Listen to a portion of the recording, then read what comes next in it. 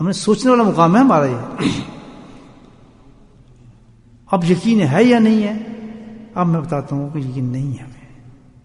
کہ جس انسان کو یقین ہوگا اللہ کی قسم موت کے بعد وہ کبھی اپنی نماز کو ختم نہیں کرے گا.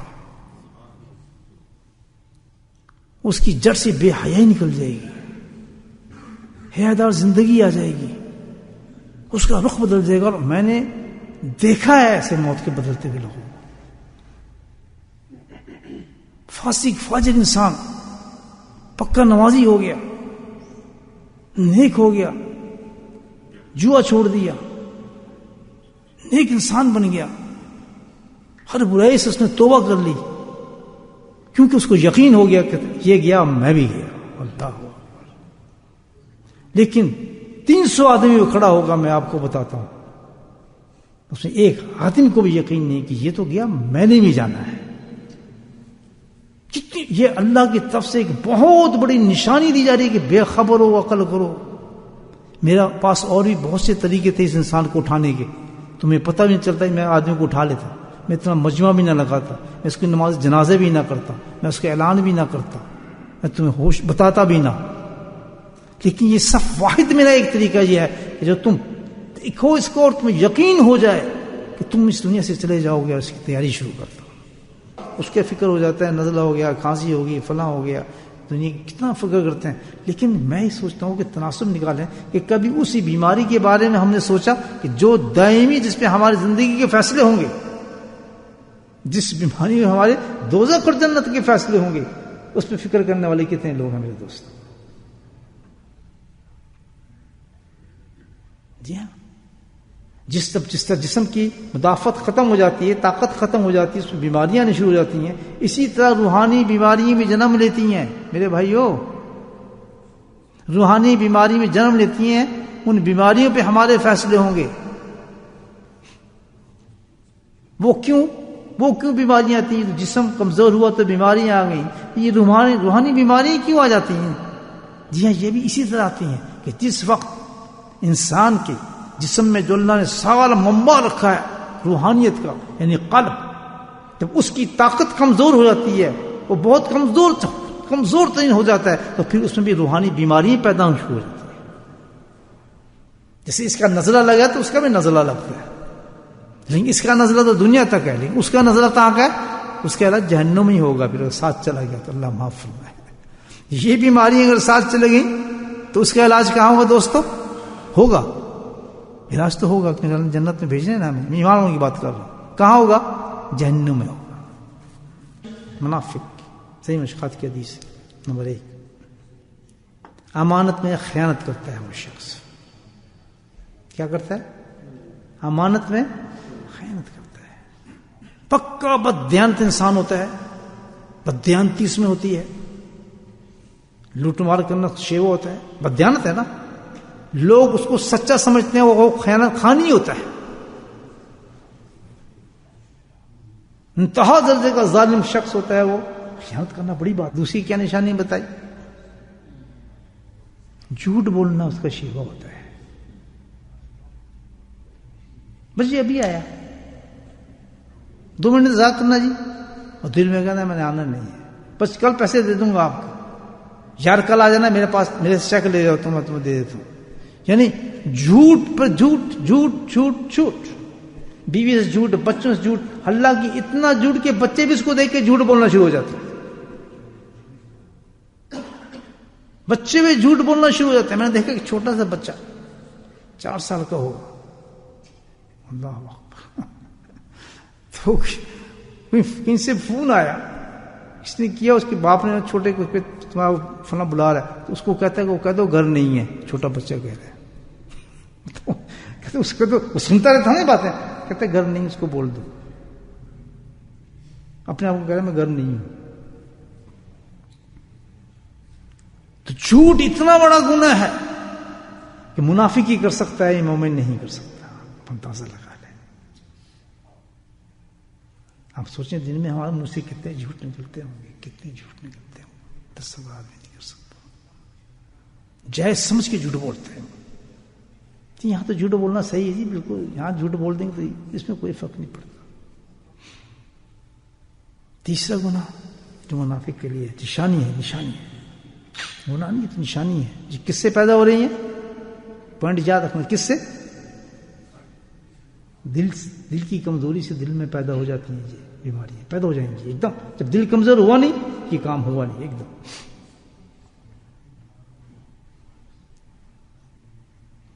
عہد، وعدہ خلافی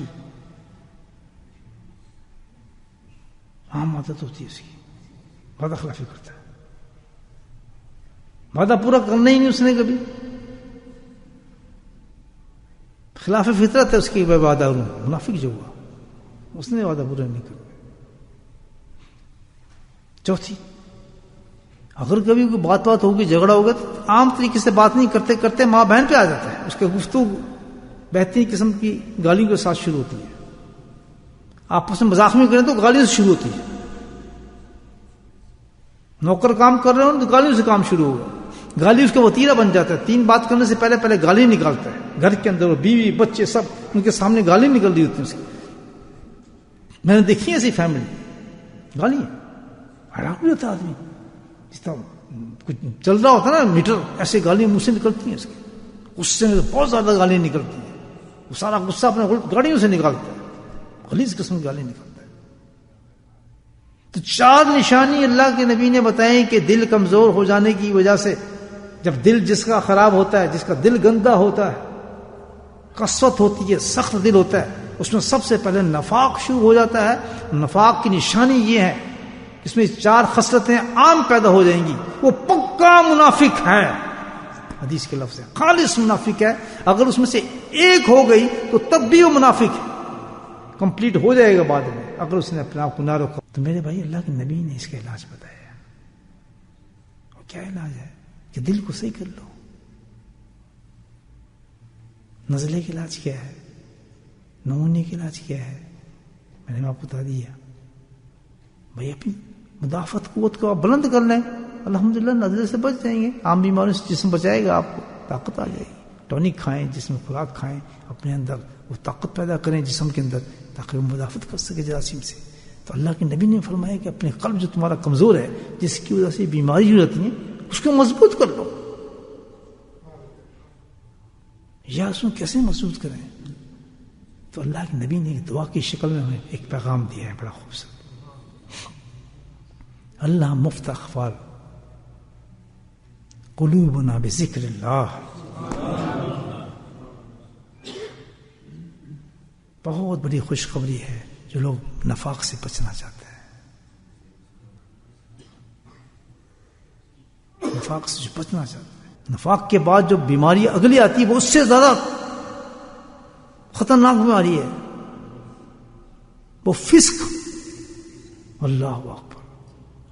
اس کا علاج نہیں کیا، نفاق پکا ہو گیا اور اگلی سٹیج آ گئی بیماری کی. کون سی ہوتی ہے؟ فسق. یعنی آدمی فاسق ہو جاتا ہے. اللہ اکبر. ابھی موت نہیں آ رہی لیکن یہ بیماری لگنا شروع ہوتی ہے. فاسق کیا ہوتا ہے؟ یہ تو بیماری ہم نے دیکھ لی. اللہ معاف فرمائے. فاسق ہو جاتا ہے. فاسق کی بھی عجیب نشانی ہے. اس سے بڑا مجرم ہے. اس میں کیا نشانی ہے سننے وہ بھی ہم بھائی. اس کی سب سے پہلی نشانی یہ ہوگی فاسق کی کہ وہ اتباع سنت سے بالکل فارغ ہوتا ہے. اس کی زندگی میں شریعت اور سنت نہیں ہوتی. یہ فاسق ہوتا ہے.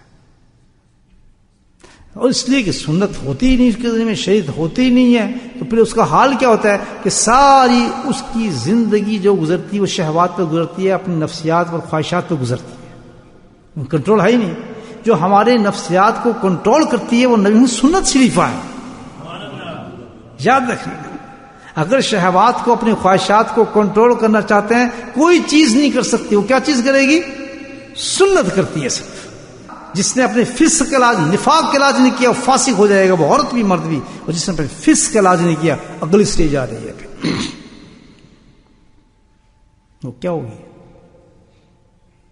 وہ تو بہت ہی خطرناک سے جاتی ہے. فسق کے بعد رہ کیا گیا؟ اس کے بعد جو آتی ہے کفر اور شرک آتا ہے.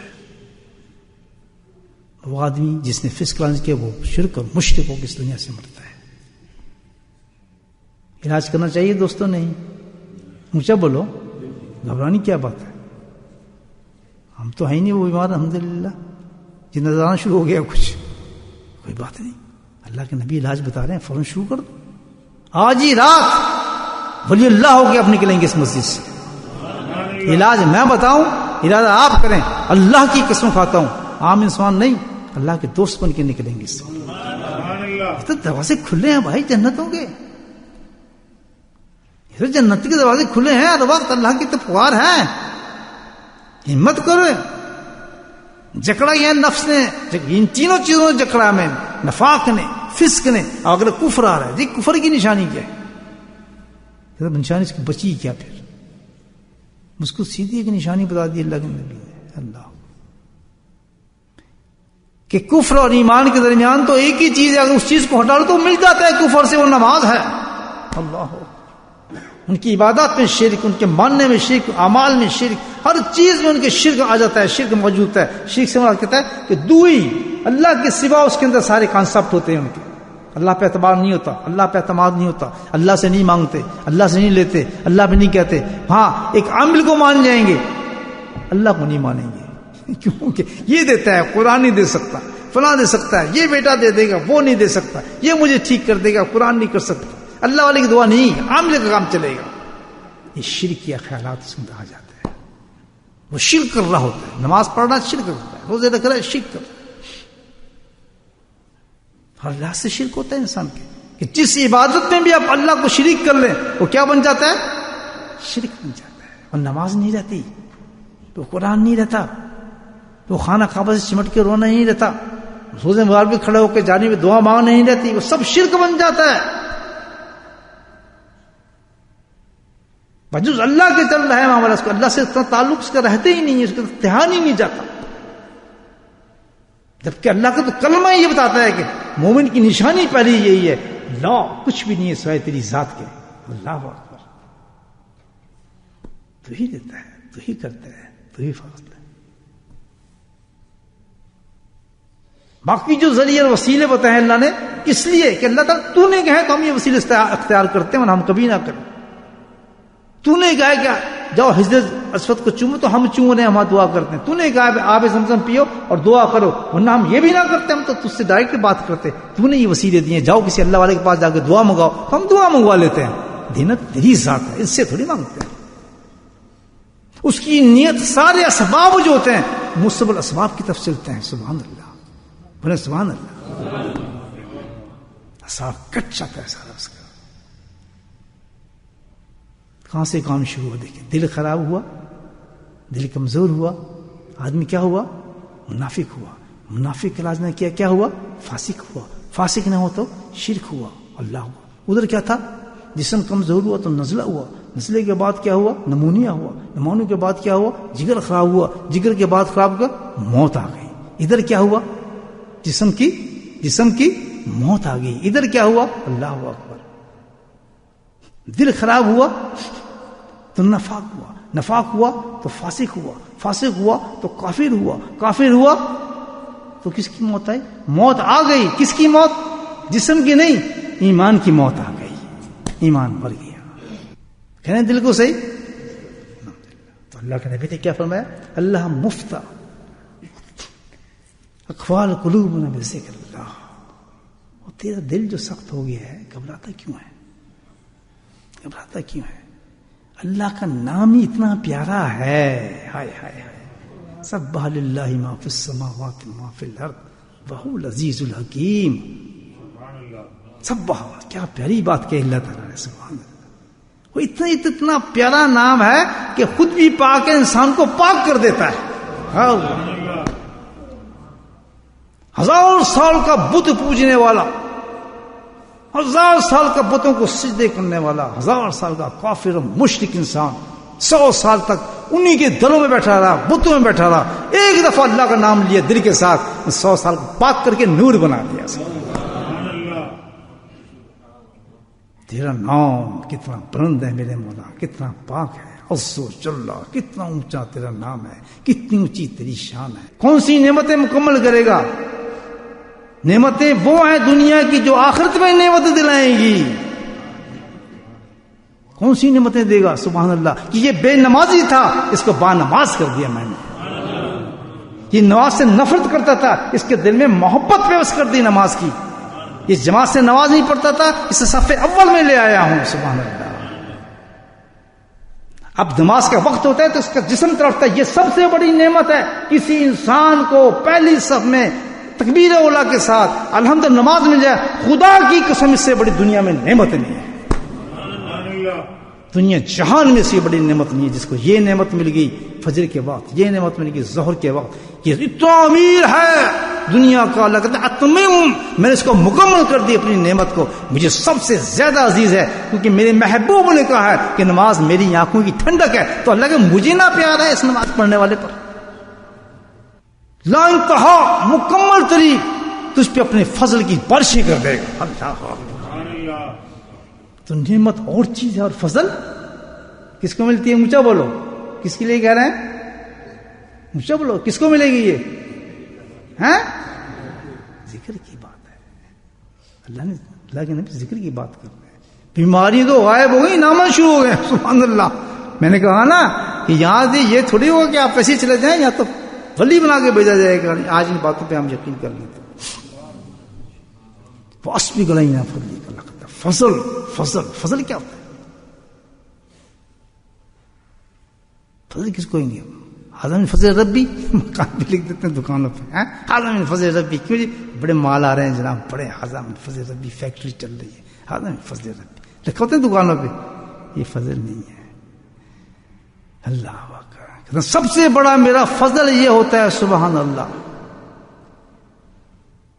سب سے بڑا میرا فضل انسان پہ یہ ہوتا ہے کہ میں عاشق سنت بنا دیتا ہوں اس کو، اپنے حبیب کا عاشق بنا دیتا ہوں.